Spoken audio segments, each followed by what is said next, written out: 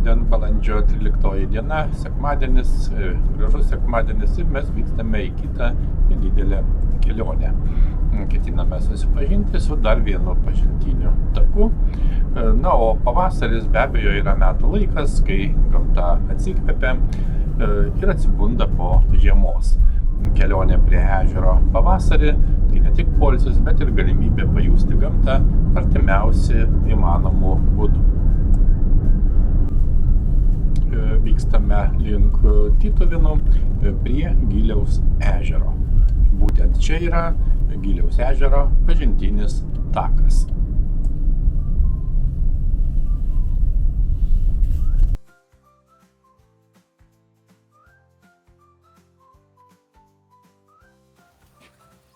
Na štai ir atvykome ir iškart nieko nelaukę pradedame kelionę pažintiniu taku. Na, taip pat reikia pasakyti, kad čia yra Tytuvėnų regioninio parko teritorija. Na, o Tytuvėnų regioninis parkas yra saugoma gamtinė, kultūrinė ir rekreacinė be abejo sritis Raseinių rajono, Kelmės rajono ir Radviliškio rajono savivaldybių teritorijose.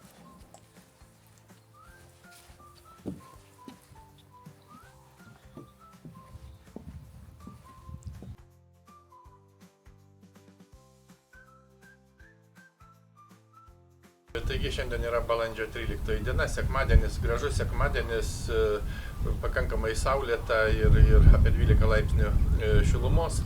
Na ir taip pat dar kartą nedidelė išvyka. Šį kartą norime susipažinti su Gyliaus ežero pažintiniu taku.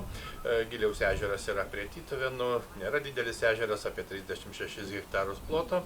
Na ir aplink ežerą yra įrengtas pažintinis takas, kurio ilgis maždaug 3,5 kilometro. Na ir einant aplink ratu galima iš tikrųjų pasigrožėti tiek vaizdais, tiek susipažinti su gamtinė aplinka. Na ir tikrai nemažai sužinoti, tikrai puikus pažintinis takas.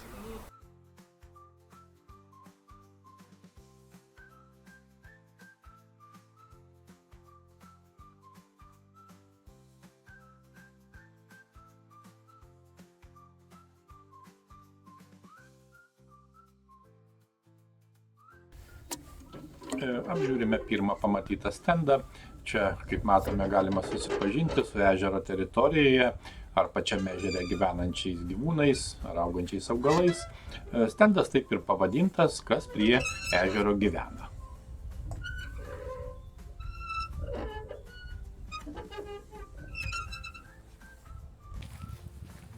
Pagrįstai yra sakoma, kad jeigu ežeras nėra didelis, geriausia su juo susipažinti apeinant jį ratu. Būtent toks yra Gyliaus ežeras.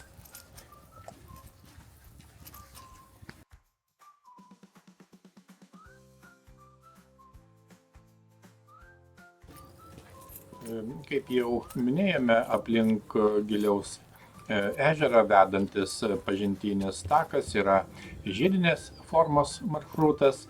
Na ir jo ilgis siekia beveik 3,5 kilometro. Ten, kur yra drėgnos vietos, yra įrengti medinių lentų takai, na, o kitur maršrutas veda natūralaus grunto taku.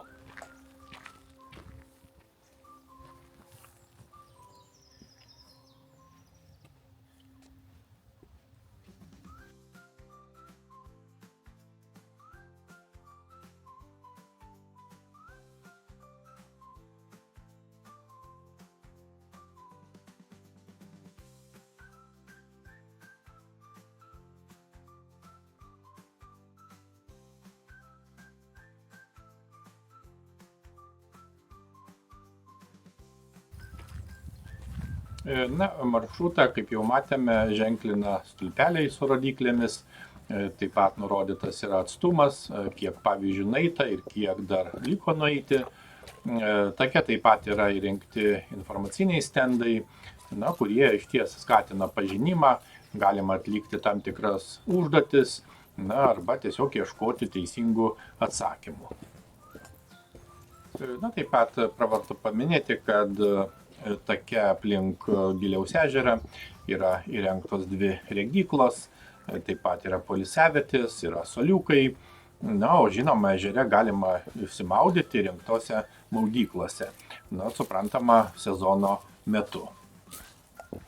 Na ir išties, einant pažintiniu taku aplink ežerą, galima susipažinti su labai įvairia gamta.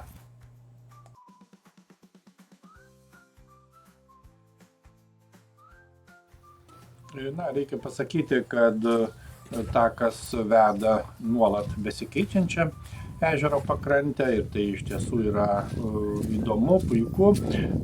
Yra skelbiama, kad kelionės trukmė maždaug 2 valandos, tačiau žinoma galima taku praeiti ir greičiau arba užtrukti ilgiau.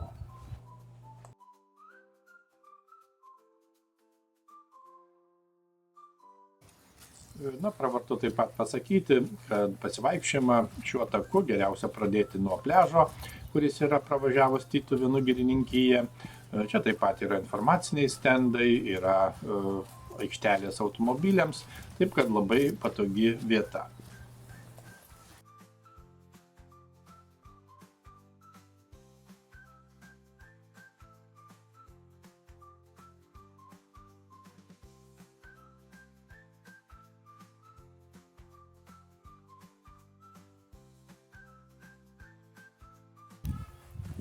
Kaip jau supratome, takas vingiuoja per mišką, kuriame gausu įvairių augalų, nuo samanomis apaugusio žalų, beržų, iki netgi retų augalų. Žinoma, pavasarį čia žydi patys įvairiausi augalai, suprantama skirtingų laikų, todėl vienu metu visų nepamatysime. Na, o ežere gyvena įvairių rūšių žuvų, pakrantėse pastebėti galima vandens paukščių lizdavietės.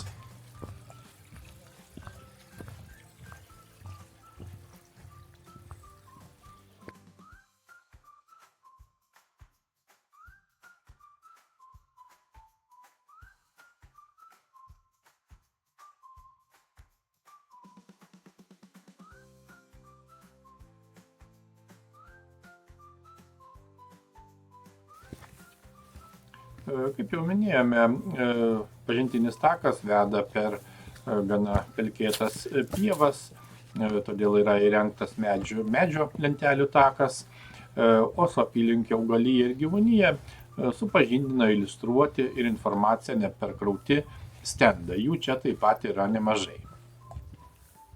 Na ir visai praktinė informacija ta, kad, kaip jau sakėme, maršrutas yra žiedinis, todėl galima pradėti ir baigti bet kurioje vietoje.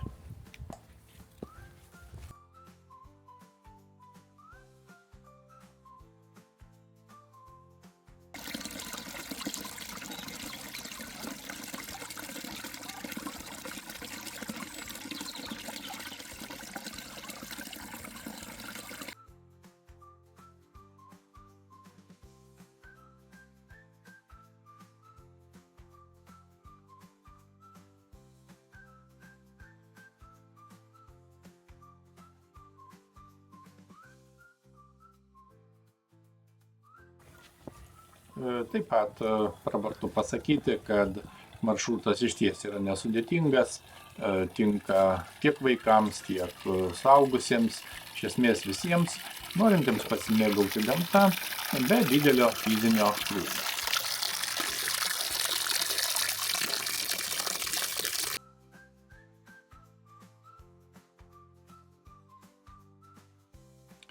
Prieiname kitą regiklą. Na ir pravartu pasakyti keletą žodžių apie kabančią pelkę. Na, kabanti pelkė tai yra pelkės tipas, kuriame vandens lygis ir durpių sluoksnis yra aukščiau už aplinkinį gruntą. Todėl jos paviršius yra išgaubtas arba, sakome, kabantis. Na, tokios pelkės dažnai vadinamos aukštapelkėmis, kurios yra maitinamos tik krituliais. Todėl jose labai mažai mineralinių medžiagų. Kaip žinia, aukštapelkėse durpių sluoksnis kaupiasi taip, kad centrinė pelkės dalis būna aukščiau už pakraščius, kuriuose susidaro seklios vandens juostos vadinamos lagais.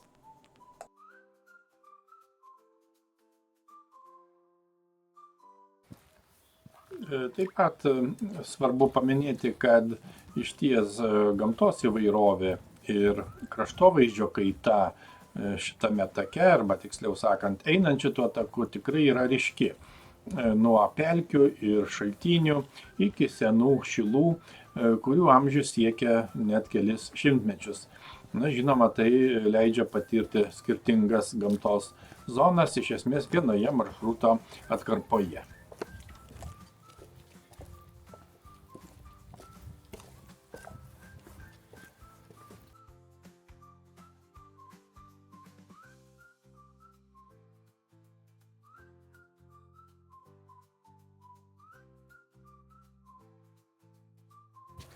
Na, čia taip pat galima pamatyti akmenų ruožų, kitaip dar vadinamų rūžomis, iš esmės dar nuo ledynmečio laikų. Tytuvėnų apylinkėse gana gausu tokių išlikusių akmenų ruožų. Na ir tokie ruožai žymi buvusius ledyno plyšius, kurie susidarė dėl žemės plutos lūžinėjimų.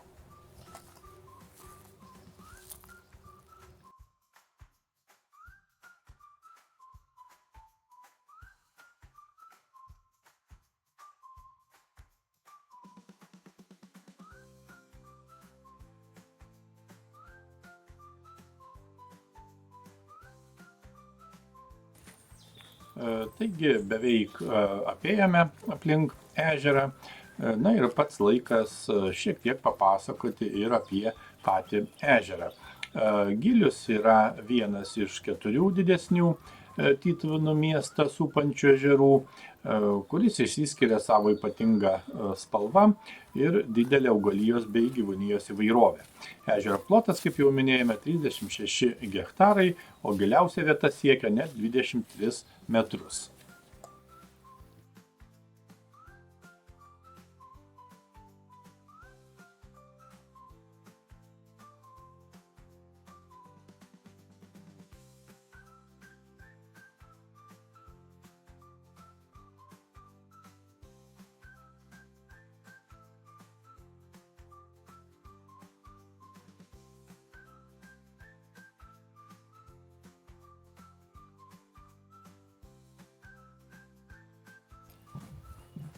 Yra manoma, kad ežeras susiformavo prieš maždaug 10-14 tūkstančių metų, tirpstant ledynams. Na ir dabartinėje ežero vietoje tikriausiai slūksojo masyvus ledo luitas, kuris laikui bėgant buvo užneštas žemėmis ir galutinai ištirpo tik visiškai atšilus klimatui. Na ir žinoma, ištirpęs ledyno vanduo iš esmės pasiliko ledo suformuotoje dauboje.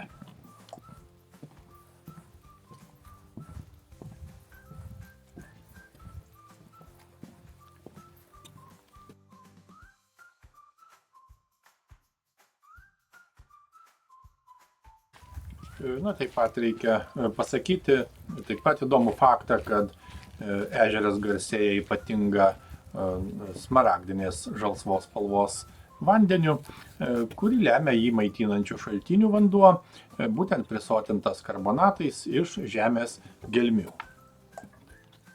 Ežero ilgis šiaurės pietų kryptimi yra 0,98 km, plotis maždaug pusę kilometro. Altitudė 118,5 metro.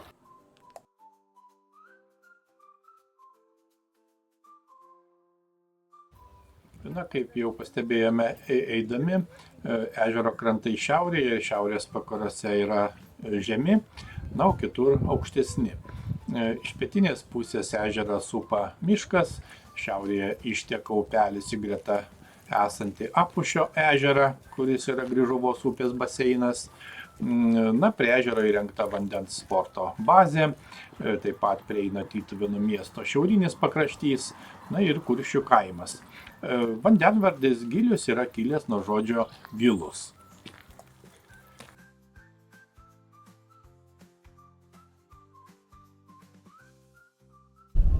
Neabejotina, kad šis pažintinis takas yra tikrai puikia galimybė pažinti unikalią gamtą, pasivaikščioti gražioje aplinkoje, pasimėgauti ežero vaizdais, pailsėti poilsiavietėse ar tiesiog prasmingai praleisti laiką. Na ir šis takas yra ypatingas dėl savo unikalios gamtos įvairovės, patogios infrastruktūros, informatyvių stendų, gražių vaizdų ir galimybės pažinti tiek gamtą, tiek vietos istoriją, tiek legendas viename maršrute. Šis takas kaip atvira knyga, kurios puslapiuose surašyti ir krašto istorijos, ir gyvosios gamtos stebuklai. Iki kitų kelionių.